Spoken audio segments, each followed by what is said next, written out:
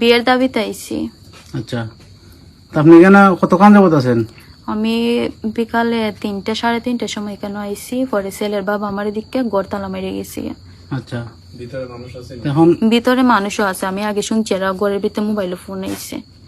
আচ্ছা, আপনি বলছেন যে আপনি এখানে অনশন করতেছেন, আপনার স্বামীর দাবিতে আইছেন, জি আমি গত এক সপ্তাহ আগেও আমি আইছি। একদিন আমি এরা বাড়িতে থাকছি, তারপরে এরা চেয়ারম্যানের হাতে ফোন দিছে, চেয়ারম্যানের মেন আইসো না ইয়া চেয়ারম্যান এটা বিচার হইরা দেয়া গেছেন।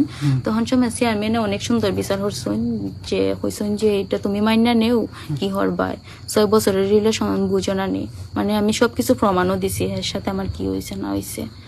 তখন সময় ছেলের বাবা হয়েছে আচ্ছা ঠিক আছে চেয়ারম্যান সাহেব আপনি যা হয়েছেন আমি সবকিছু মাইনা নিছি, আমরা আগামী শুক্রবারে যাইয়া মেয়ের আনতাছি, উঠাই আনমু, আমার ছেলের আনমু, সে বাড়িতে আইবো, আমরা গিয়ে বিয়ে হরাই আনমু।